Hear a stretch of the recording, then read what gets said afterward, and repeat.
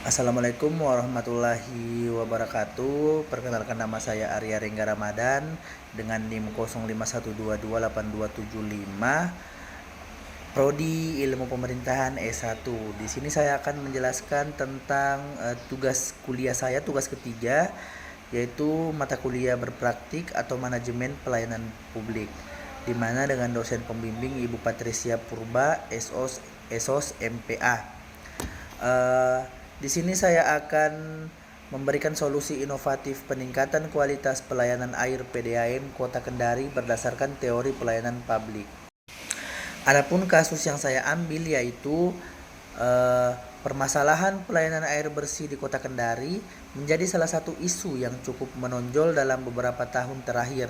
Adapun layanan air bersih yang seharusnya menjadi kebutuhan dasar masyarakat seringkali mengalami kendala, terutama pada daerah-daerah padat penduduk seperti Kecamatan Poasia, Andonohu, Mandonga, dan Kambu.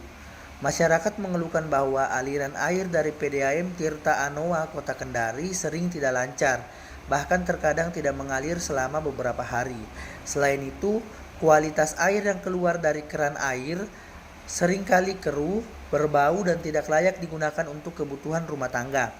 Kondisi ini telah menimbulkan ketidakpuasan masyarakat terhadap kinerja PDAM sebagai penyedia layanan publik. Keluhan masyarakat sering disampaikan melalui media sosial, berita lokal, maupun secara langsung ke kantor PDAM. Namun respon terhadap keluhan tersebut dinilai masih lambat dan belum memberikan solusi yang signifikan. Permasalahan tersebut menggambarkan adanya ketidakefisienan dan ketidakstabilan dalam manajemen pelayanan air bersih, baik dari segi infrastruktur, pengelolaan sumber daya air, dan maupun pelayanan terhadap pelanggan. Adapun dampak permasalahan terhadap masyarakat, yaitu yang pertama ada dampak sosial, di mana masyarakat mengalami kesulitan dalam memenuhi kebutuhan air bersih untuk aktivitas sehari-hari seperti memasak, mencuci, dan mandi. Hal ini menimbulkan keresahan dan menurunkan kualitas hidup warga. Yang kedua ada dampak ekonomi, di mana warga terpaksa membeli air galon atau air dari mobil tangki dengan harga yang lebih mahal. Kondisi ini meningkatkan pengeluaran rumah tangga, terutama bagi masyarakat berpenghasilan rendah. Yang ketiga ada dampak kesehatan, di mana air yang keruh dan tidak layak pakai berpotensi menyebabkan gangguan kesehatan seperti penyakit kulit dan gangguan pencernaan. Yang keempat ada dampak terhadap pemerintah dan PDAM, di mana menurunnya kepercayaan publik terhadap PDAM Tirta Anoa dan pemerintah Kota Kendari karena dianggap tidak mampu memberikan pelayanan publik yang baik. Hal ini juga berpotensi menurunkan tingkat kepatuhan pelanggan dalam membayar tagihan air.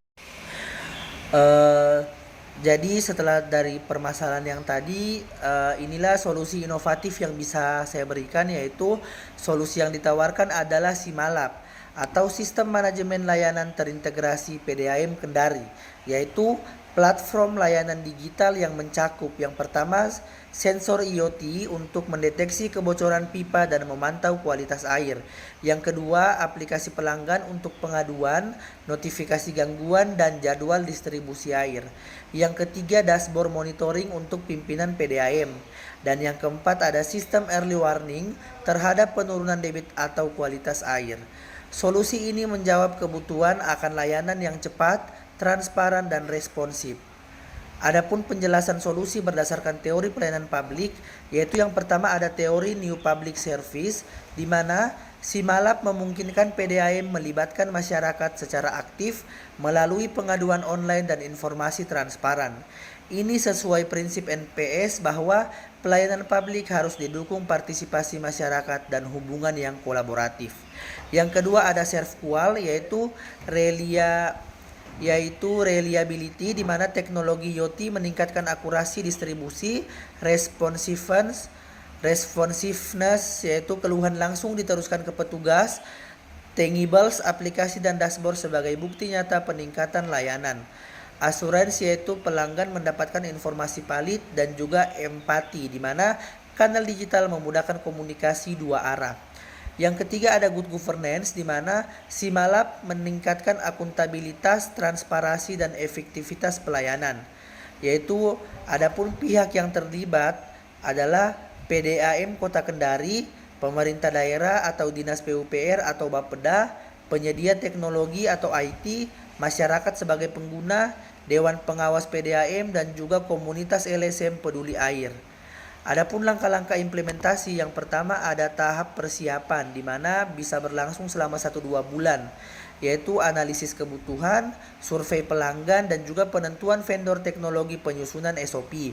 Yang kedua ada tahap pengembangan sistem di mana berlangsung selama 3-6 bulan, yaitu instalasi sensor, pengembangan aplikasi, integrasi database pelanggan, dan penyusunan dashboard manajemen. Yang ketiga ada pilot project berlangsung selama 1-2 bulan, yaitu uji coba di beberapa kecamatan, pengumpulan masukan masyarakat, dan yang keempat ada implementasi penuh di mana berjalan selama 6 bulan atau seterusnya, yaitu ada sosialisasi publik, pelatihan petugas, dan evaluasi berkala.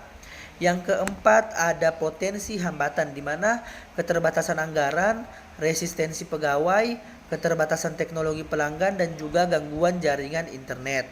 Selain itu ada biaya pemeliharaan sensor, di mana setiap hambatan dapat diatasi melalui strategi seperti hibah pemerintah, pelatihan insentif, dan juga penyediaan kanal layanan non-digital. Adapun kesimpulan dan saran yaitu permasalahan pelayanan air PDAM Kota Kendari dapat diatasi melalui inovatif berbasis teknologi, yaitu Simalab yang mengintegrasikan layanan pengaduan, pemantauan jaringan pipa, dan transparansi informasi layanan. Solusi ini selaras dengan teori New Public Service, ada servqual, dan juga prinsip good governance. Adapun sarannya yaitu PDAM perlu memprioritaskan investasi pada teknologi untuk peningkatan layanan. Pemerintah daerah harus mendukung kebijakan dan anggaran perubahan. Pelibatan masyarakat harus diperkuat untuk menciptakan layanan air bersih yang berkelanjutan, dan juga evaluasi berkala dan pemeliharaan sistem harus dilakukan agar inovasi tetap berjalan efektif. Itulah tadi penjelasan dari saya. Terima kasih.